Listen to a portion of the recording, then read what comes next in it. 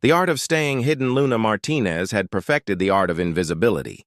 Every morning at 7, she walked the same cobblestone path to Millhaven Elementary, her canvas bag slung over one shoulder, paint-stained fingers already anticipating the day ahead. The small coastal town moved at a rhythm she'd grown to love, predictable, safe, and blissfully free from surprises. Her classroom smelled of tempera paint and possibility. 23 third graders looked up at her with eyes that still believed magic lived in mixing yellow and blue. These children didn't know that their teacher had once dreamed of galleries in Paris, of canvases that would hang in museums. They only knew that Miss Martinez made art feel like the most important thing in the world.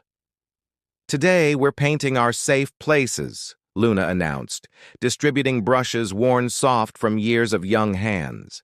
She watched as Tommy Rodriguez, whose father worked double shifts at the cannery, immediately began painting their small apartment in vivid oranges. Beside him, little Chloe Chen carefully crafted what looked like her grandmother's garden, complete with prize-winning roses. Luna's own safe place had become this classroom, though she'd never admit it aloud.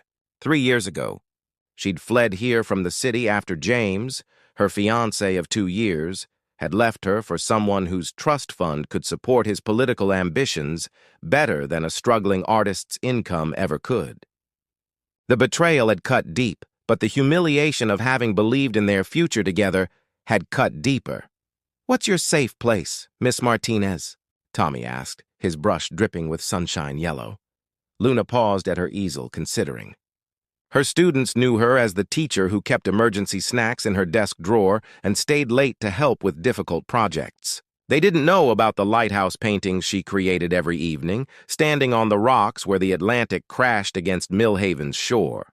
They didn't know how she'd trained her heart to beat only for moments like these, simple, uncomplicated, free from the possibility of devastating loss. "I think," she said carefully, "my safe place is wherever I'm surrounded by people who create beautiful things." The afternoon brought news that would shatter her carefully constructed peace. Principal Henderson knocked on her door during planning period, her usually cheerful face marked with concern. "Luna, dear, I need to speak with you about the arts program." The words that followed felt like watching a slow-motion car accident. Budget cuts, reduced funding, the possibility of eliminating art classes altogether by the end of the school year. Luna nodded at appropriate intervals, but inside something was crumbling. These children, her refuge, her purpose, might lose the one thing that made school magical for them. That evening, Luna climbed her familiar path to the lighthouse. The October wind whipped her dark hair across her face as she set up her easel. The lighthouse beam swept across the water in steady rotations, reliable as a heartbeat. She'd painted this scene hundreds of times, but tonight it felt different. Tonight it felt like goodbye. She didn't notice the figure watching from the road below, or the way he stood perfectly still as she lost herself in brushstrokes that captured not just the lighthouse, but the longing that lived in its solitary beauty. Her phone buzzed with a text from her sister in California. "Still hiding in that tiny town?" "Life's happening out here, Lou." Luna turned off her phone without responding. Some people collected experiences like souvenirs. She collected moments of peace like prayers, storing them up against whatever storm might come next. She had no way of knowing that tomorrow would bring exactly the kind of storm she'd spent 3 years avoiding, one that wore expensive suits and carried the power to change everything she thought she knew about staying safe. The art of staying hidden. Luna Martinez had perfected the art of invisibility. Every morning at 7, she walked the same cobblestone path to Millhaven Elementary, her canvas bag slung over one shoulder, paint-stained fingers already anticipating the day ahead. The small coastal town moved at a rhythm she'd grown to love, predictable, safe, and blissfully free from surprises. Her classroom smelled of tempera paint and possibility. 23 third graders looked up at her with eyes that still believed magic lived in mixing yellow and blue. These children didn't know that their teacher had once dreamed of galleries in Paris, of canvases that would hang in museums. They only knew that Miss Martinez made art feel like the most important thing in the world. Today, we're painting our safe places, Luna announced, distributing brushes worn soft from years of young hands. She watched as Tommy Rodriguez, whose father worked double shifts at the cannery, immediately began painting their small apartment in vivid oranges. Beside him, little Chloe Chen carefully crafted what looked like her grandmother's garden, complete with prize-winning roses. Luna's own safe place had become this classroom, though she'd never admit it aloud. 3 years ago, she'd fled here from the city after James, her fiancé of 2 years, had left her for someone whose trust fund could support his political ambitions better than a struggling artist's income ever could. The betrayal had cut deep, but the humiliation of having believed in their future together had cut deeper. "What's your safe place, Miss Martinez?" Tommy asked, his brush dripping with sunshine yellow. Luna paused at her easel, considering. Her students knew her as the teacher who kept emergency snacks in her desk drawer and stayed late to help with difficult projects. They didn't know about the lighthouse paintings she created every evening, standing on the rocks where the Atlantic crashed against Millhaven's shore.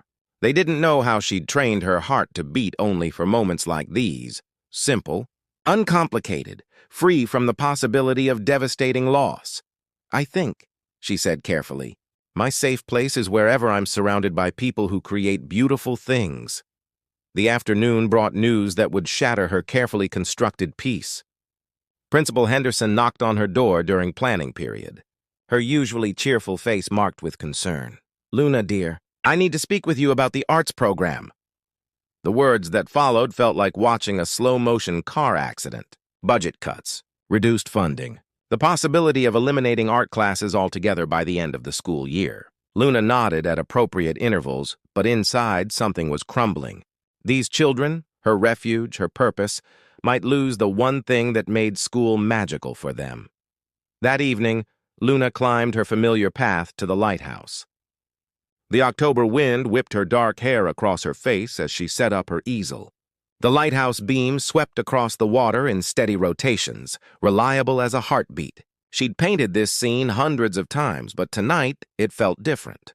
Tonight it felt like goodbye. She didn't notice the figure watching from the road below, or the way he stood perfectly still as she lost herself in brushstrokes that captured not just the lighthouse, but the longing that lived in its solitary beauty. Her phone buzzed with a text from her sister in California. "Still hiding in that tiny town?" "Life's happening out here, Lou." Luna turned off her phone without responding. Some people collected experiences like souvenirs. She collected moments of peace like prayers, storing them up against whatever storm might come next. She had no way of knowing that tomorrow would bring exactly the kind of storm she'd spent 3 years avoiding, one that wore expensive suits and carried the power to change everything she thought she knew about staying safe. The unexpected patron Gabriel Romano had built his fortune on understanding patterns, the way data moved through networks, how people interacted with technology, where investments would flourish or fail. But standing in the cramped hallway of Millhaven Elementary, watching a dark-haired woman guide children through an art lesson, he found himself studying a pattern he couldn't decode. He'd come to this forgotten coastal town for business, nothing more. The Romano Foundation's latest initiative focused on bringing cultural resources to underserved communities, and Millhaven had checked all the boxes. Isolated, economically struggling, rich in history but poor in opportunity. The plan was simple: fund a cultural center, oversee its construction, move on to the next project.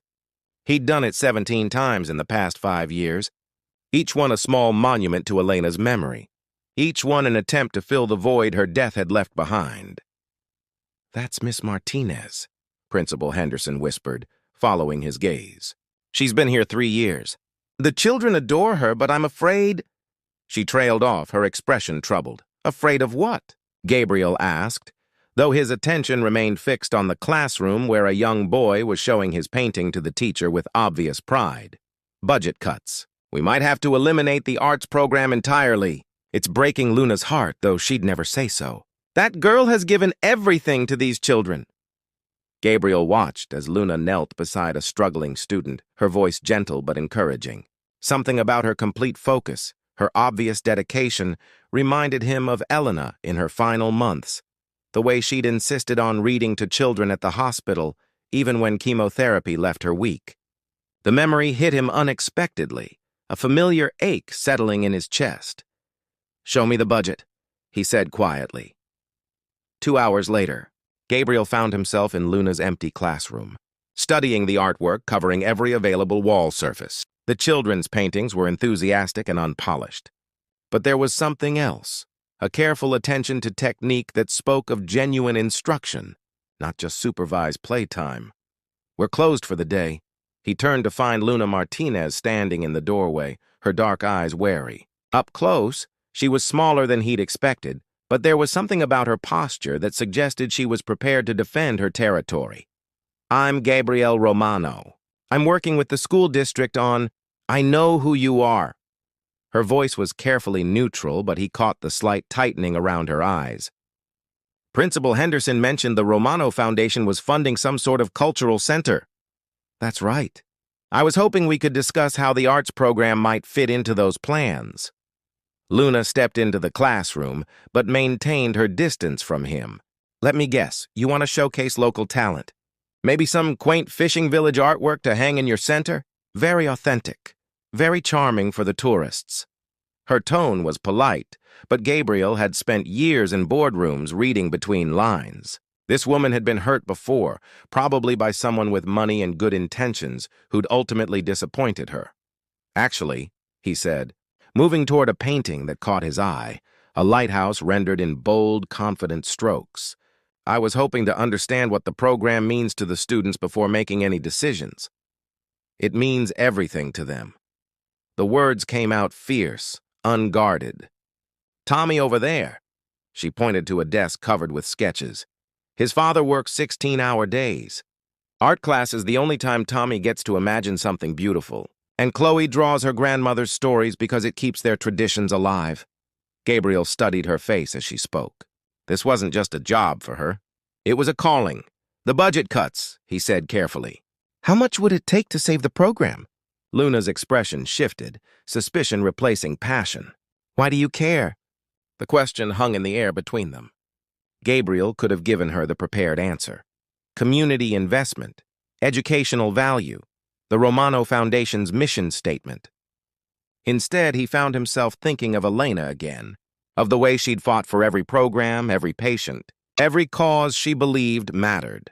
"Because," he said finally, "sometimes the most important things are the first ones people decide they can live without." For a moment, something flickered in Luna's eyes, surprise maybe, or recognition. Then her walls went back up. "We manage fine with what we have. Mr. Romano, the children don't need charity." She was dismissing him, but Gabriel had built a tech empire by recognizing potential where others saw problems. And Luna Martinez, defensive, passionate, completely unimpressed by his wealth, represented a pattern he suddenly very much wanted to understand. "What if it wasn't charity?" he asked. "What if it was partnership? I don't do partnerships with people like you." "People like me?" "People who think money fixes everything. People who make promises they don't intend to keep." There it was. The hurt he'd sensed earlier. Someone had made her promises before, someone with resources and good intentions who'd ultimately let her down. "What would it take?" Gabriel asked quietly. "To prove that's not who I am." Luna looked at him for a long moment, her artist's eye studying his face as if she were deciding whether he was worth the paint to capture him. "Actions, Mr. Romano. Not words, and definitely not money. If you want to help these children, then help them. But don't expect gratitude, and don't expect me to pretend you're some kind of savior." After she left, Gabriel remained in the empty classroom, surrounded by children's artwork and the lingering scent of paint and possibility. For the first time in 3 years, he felt something stir that wasn't grief or guilt or the hollow satisfaction of another successful business venture. He pulled out his phone and canceled his flight back to Boston. Whatever this pattern was, whatever Luna Martinez represented, he wasn't ready to walk away from it yet. Cracks in the foundation, 2 weeks into Gabriel's extended stay in Millhaven. The town had begun to adjust to his presence the way water adjusts to a new stone, with ripples that eventually settled into acceptance. He'd taken a room at the Anchor Inn, much to the delight of Mrs. Patterson, who'd been running the establishment for 40 years and had never hosted anyone who tipped in hundreds. Luna, however, remained stubbornly unimpressed. "He's different from what you'd expect," Maria Santos observed, refilling Luna's coffee cup at the Saltwater Cafe. The morning rush had died down, leaving only the regulars who treated Maria's establishment as their unofficial town hall. Yesterday, he spent 2 hours helping Miguel fix the community center's heating system. Got his fancy shirt all dirty and didn't complain once. Luna kept her eyes on her sketchpad, adding shadows to a drawing of the harbor. "Rich men have hobbies, Maria. Sometimes those hobbies involve playing at being normal people." "Harsh," said Father Miguel, sliding into the booth beside her. At 73, the priest had seen enough of human nature to recognize genuine character when he encountered it. "The man donated new art supplies to your classroom without making a big show of it. Tommy's been talking non-stop about those professional-grade colored pencils. The art supplies had appeared 3 days ago with a simple note, 'For the artists.' GR. No fanfare, no publicity, no request for gratitude." Luna had been suspicious of the gesture, waiting for the catch that never came. In her experience, wealthy men didn't give gifts without expecting something in return. "He probably claimed it as a tax write-off," she muttered, though even she recognized the pettiness in her voice. Luna. Maria's tone carried the gentle firmness of someone who'd known her since she'd arrived in Millhaven, broken-hearted and suspicious of everyone. "What really happened to you before you came here?" The question hung in the air like morning fog. Luna had shared pieces of her past with Maria and Father Miguel over the years, but never the full story. Never the humiliation of James standing in their shared apartment, surrounded by boxes of her belongings, explaining that Margaret Whitfield could offer him connections, stability, a future that matched his ambitions. "I trusted someone I shouldn't have," Luna said finally. "I won't make that mistake again." "Not everyone is James," Father Miguel said quietly. Luna looked up, surprised. She'd never told him James's name. Small-town child. People talk and I listen. But more importantly, I watch. And what I see when Gabriel Romano looks at you isn't a man planning to use someone. It's a man who's forgotten how to hope for something good. Before Luna could respond, the cafe door chimed and Gabriel himself walked in. 3 weeks of Maine weather had softened his city appearance. His expensive jeans were actually faded now. His wool sweater bore a small stain from yesterday's painting session with the children, and his hair was slightly mussed from the October wind. "Morning, Maria, Father Miguel," he said, then nodded politely to Luna. "Miss Martinez," he ordered coffee and a blueberry muffin, the same thing he'd ordered every morning since arriving. Luna had noticed, though she'd never admit it. She'd also noticed that he always left a $20 bill for a $5 order, and that he'd started asking Maria about her arthritis and her grandson's college applications. "Join us," Father Miguel said, sliding over to make room. "We were just discussing the Halloween festival." Gabriel hesitated, glancing at Luna. She kept her expression carefully neutral, neither welcoming nor dismissive. "The children want to display their artwork," Maria explained as Gabriel sat down. "Luna usually organizes the whole thing, but this year might be different with the budget situation." "What kind of display?" Gabriel asked. Luna found herself answering despite her intentions to remain aloof. "Usually we set up easels around the town square. The kids love showing off their work, and it brings the community together. But without the art program?" She shrugged, not trusting herself to finish the sentence. "What would you need to make it happen?" There it was, the offer she'd been waiting for, the moment he'd reveal his true intentions. Luna had learned that men like Gabriel always wanted something in return for their generosity. James had taught her that lesson thoroughly. "We don't need anything from you," she said, perhaps more sharply than necessary. Gabriel studied her face, and Luna had the uncomfortable sensation of being seen more clearly than she liked. "You know," he said slowly, "my late wife used to say that some people are so afraid of being disappointed that they disappoint themselves first." The words hit Luna like cold water. You don't know anything about me. I know you're brilliant at what you do. I know those children would follow you anywhere. I know you stand at that lighthouse every evening and paint the same scene over and over like you're trying to capture something that keeps slipping away. Luna's hands stilled on her sketch pad. Have you been watching me? Hard to miss. I walk the same path to clear my head. Elena, my wife, she used to paint too. Mostly portraits of the children at the hospital where she volunteered. After she died, I couldn't look at them for 2 years. The raw honesty in his voice caught Luna off guard. This wasn't the polished charm she'd expected from a wealthy businessman. What happened to her? The question escaped before Luna could stop it. Cancer. We fought it for 3 years, tried every treatment, every specialist. In the end, none of it mattered. All my money, all my connections, all my determination to fix everything. It couldn't fix the one thing that actually mattered. Luna saw something flicker across his face. Grief. Yes, but also a familiar kind of defeat. The expression of someone who'd learned that caring deeply only led to deeper pain. Is that why you're here? She asked quietly. Building cultural centers for dead people? Gabriel was quiet for so long that Luna wondered if she'd overstepped. Finally, he said, Maybe. Or maybe I'm here because I met a woman who reminds me that some things are still worth fighting for. Their eyes met across the table, and for a moment Luna felt her carefully constructed defenses waver. There was something in Gabriel's expression that looked dangerously like understanding, as if he recognized the walls she'd built because he'd built similar ones himself. Then her phone buzzed with a text, shattering the moment. The message was from an unknown number, but the words made her blood run cold. Heard you're playing with millionaires now, Lou. Seems like you learned something after all. James. Somehow, impossibly, James had found her. Luna stood abruptly, her chair scraping against the floor. I have to go.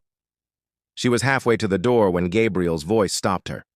Luna, whatever just happened, whatever that message said, you don't have to face it alone. She turned back to find him standing, his expression serious and concerned. For just a moment, she allowed herself to imagine what it might feel like to accept that offer, to trust someone again. Then reality reasserted itself. Men like Gabriel made promises they couldn't keep, and men like James always found ways to destroy the good things in her life. Yes, she said quietly, I do.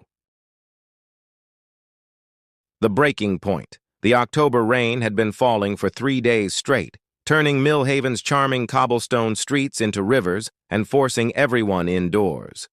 Luna had thought the weather might provide a reprieve from Gabriel's constant presence, but she'd underestimated his determination.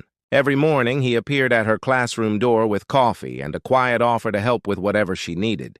She'd stopped refusing the coffee. Miss Martinez, Mr. Gabriel is here again, Tommy announced unnecessarily, as Gabriel had become such a fixture that the children barely looked up from their paintings anymore. I brought extra brushes, Gabriel said, holding up a bag from the art supply store in Portland. Thought we might need them for the Halloween project. Despite her best efforts to maintain distance, Luna had allowed Gabriel to become involved in the festival preparations. His enthusiasm was infectious, and more importantly, genuine. He'd spent the previous afternoon on his hands and knees, helping students create a massive banner, paint streaking his expensive clothes without any apparent concern. The children have been asking if you'll enter something in the adult exhibition, Luna said, accepting the brushes. Apparently, Tommy told his father you're really good at art after yesterday's session. Gabriel smiled, the first truly unguarded expression she'd seen from him. I haven't painted anything serious since college. Elena was always the artist in our relationship. What did you study? Computer science officially. Art history unofficially. I spent more time in the museum than the computer lab. He paused, looking at the children's work surrounding them. Sometimes I wonder what would have happened if I'd followed that path instead. You'd probably be broke and happy instead of rich and... Luna stopped herself, realizing how presumptuous the comment sounded. Rich in what? She met his eyes, seeing something vulnerable there. I was going to say lonely, but that's not fair. I don't really know you. You know me better than most people, actually. These past few weeks... He gestured around the classroom. This feels more real than anything I've done in years. The moment stretched between them, heavy with possibility. Luna felt her defenses wavering, the walls she'd built beginning to crack. Gabriel wasn't James. She could see that now. His interest in her work was genuine, his care for the children authentic. Maybe Father Miguel was right. Maybe not everyone would... Well, isn't this cozy? The voice from the doorway made Luna's blood freeze. She turned to see James Whitfield standing in her classroom, expensive coat dripping rainwater onto the painted handprint decorations the children had made. He looked exactly the same. Perfectly styled hair, confident smile, the kind of presence that commanded attention in political circles. "Hello, Lou. You look well. Small-town life seems to agree with you." Gabriel stepped slightly forward, positioning himself between James and Luna. "I don't believe we've met?" James Whitfield. He extended a hand that Gabriel ignored. "Luna's former fiancé. I'm sure she's mentioned me." "Actually, no." Gabriel's voice was carefully controlled, but Luna caught the edge underneath. "She hasn't," James's smile widened. "How diplomatic of you, Lou, still protecting my reputation even after all these years." "What are you doing here, James?" Luna's voice sounded steadier than she felt. "Can't an old friend visit? I was in Boston for a fundraiser. I'm running for state senate now. By the way, and I heard through the grapevine that you'd found yourself a very wealthy patron." His eyes moved between Luna and Gabriel with obvious calculation. "Congratulations! I always said you'd figure out how to leverage your talents eventually." The implication hit Luna like a physical blow. Heat flooded her cheeks as she realized how this must look. The struggling art teacher who'd suddenly acquired an expensive benefactor. "It's not like that," she said quietly. "Of course not," James agreed, his tone suggesting the opposite. "I'm sure Mr. Romano here is purely interested in your artistic abilities." Gabriel moved another step forward, his calm facade cracking. "I think you should leave." "Actually, I was hoping to speak with Luna privately. We have history to discuss." "She doesn't want to speak with you," Gabriel said firmly. "Let me guess," James continued, ignoring Gabriel entirely. "He's promised to save your little art program? Maybe fund some grand project that will make you feel important? It's a nice setup, Lou, much more elegant than what we had.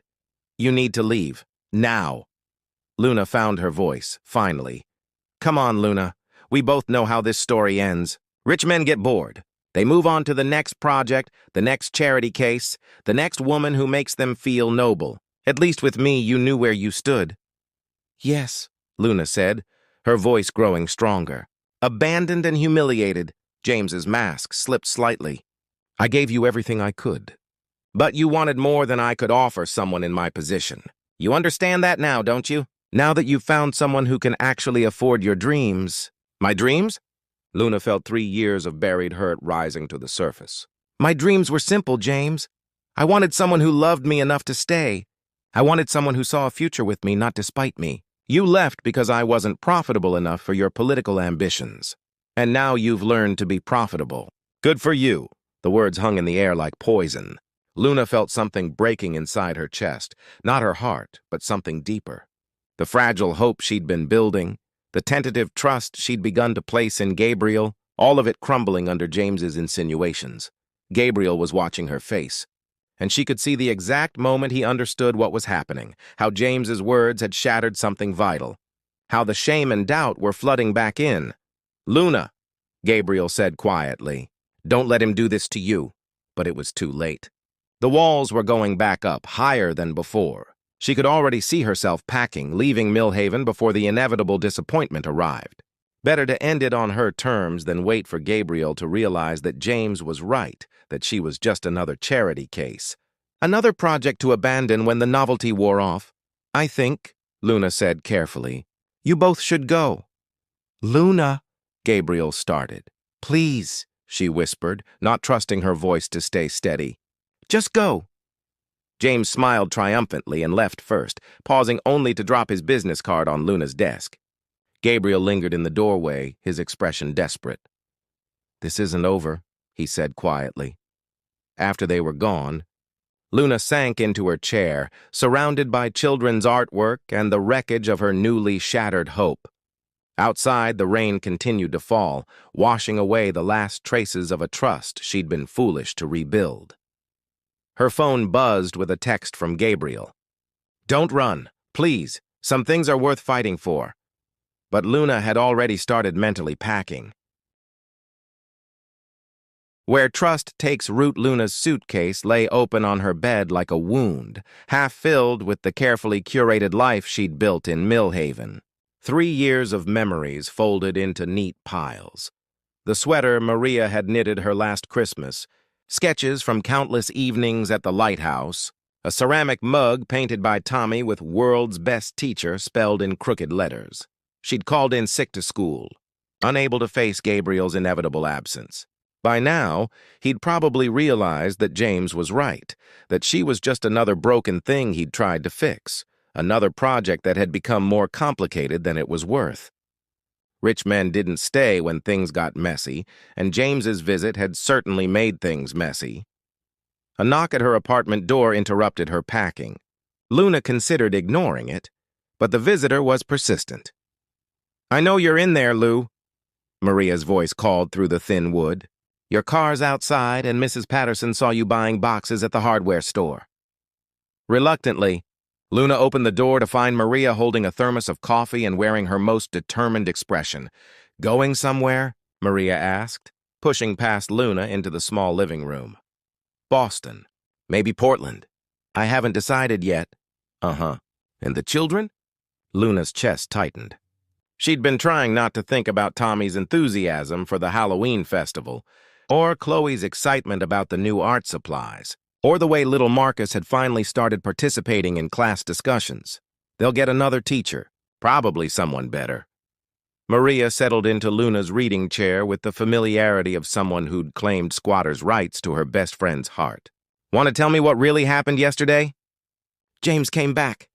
The words tasted bitter. "He made it very clear what he thinks about my arrangement with Gabriel. James is an idiot who wouldn't recognize genuine affection if it bit him on his political aspirations," Maria said bluntly. "What did Gabriel say?" "It doesn't matter what Gabriel said. James was right about one thing. This is how the story ends.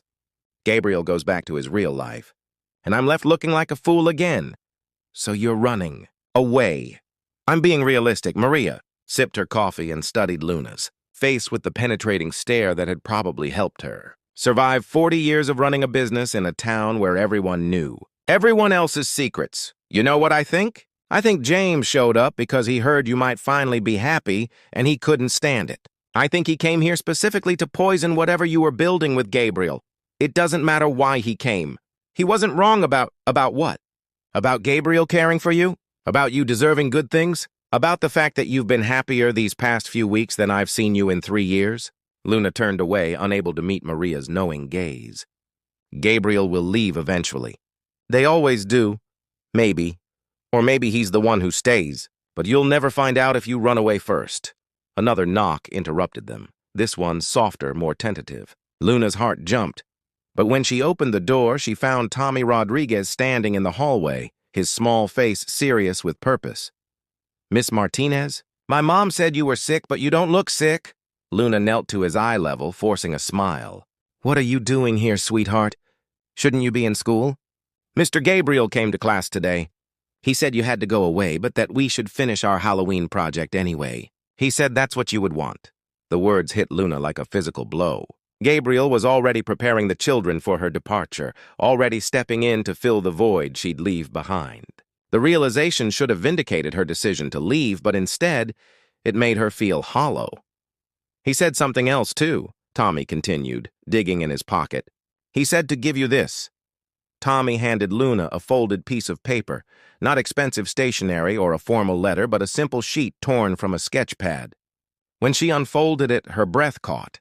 It was a drawing of the lighthouse, her lighthouse, but rendered in Gabriel's hand instead of her own.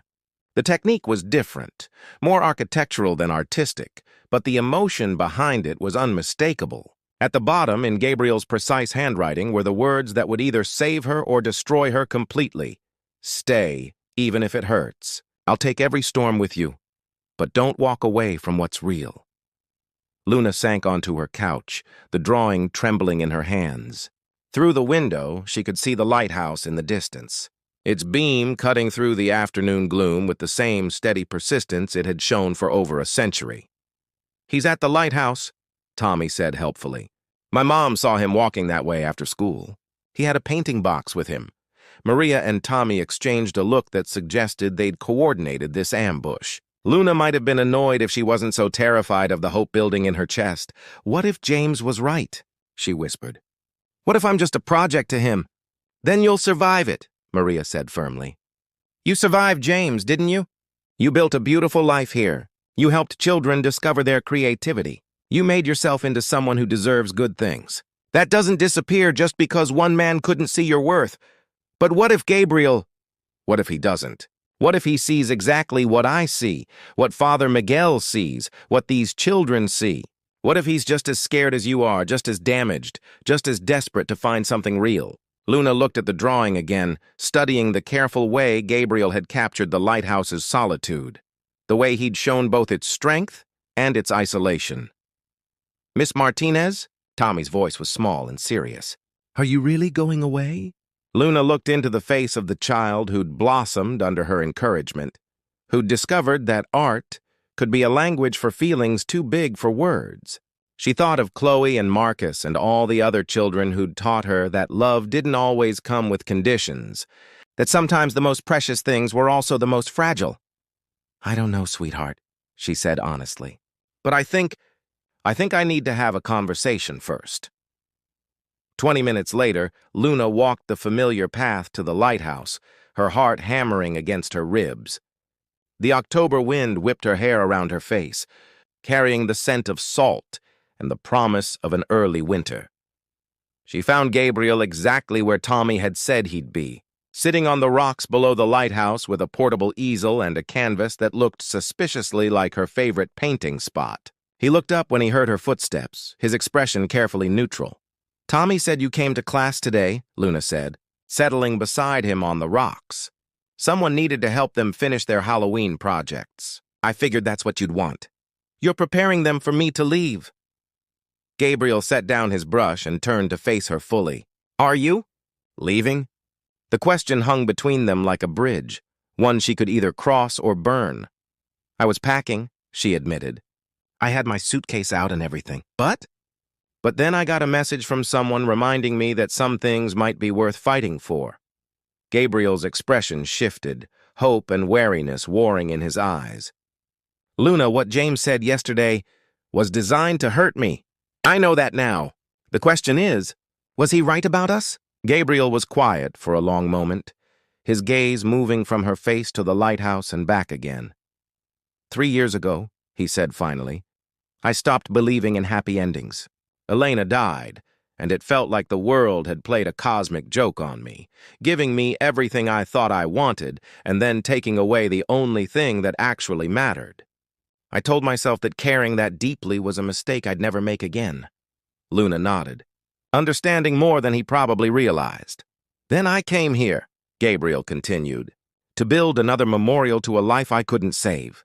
And I met a woman who was so determined to protect herself from disappointment that she was missing out on joy. A woman who reminded me that feeling something, even if it hurts, is better than feeling nothing at all." "Gabriel, I'm not James," he said quietly, but with absolute conviction. "I'm not here because you're convenient, or because you make me feel important, or because I think you need saving. I'm here because when I watch you with those children, when I see you creating something beautiful from nothing, when you challenge me to be better than I thought I could be, that's when I remember what it feels like to be alive." Luna felt tears gathering in her eyes, but for once they weren't tears of hurt or fear. "I'm terrified," she whispered, "of trusting you, of trusting this, of believing that someone might actually stay." "So am I," Gabriel admitted. "But I'd rather be terrified with you than safe without you." The lighthouse beams swept over them, illuminating their faces in a brief moment of clarity. Luna thought about the paintings she'd created of this place hundreds of times, always trying to capture something that seemed just out of reach. Now she realized what it was, the possibility that solitude didn't have to mean loneliness, that strength didn't require isolation. "If I stay," she said carefully. If we try this, I need you to understand that I'm not a project to be fixed.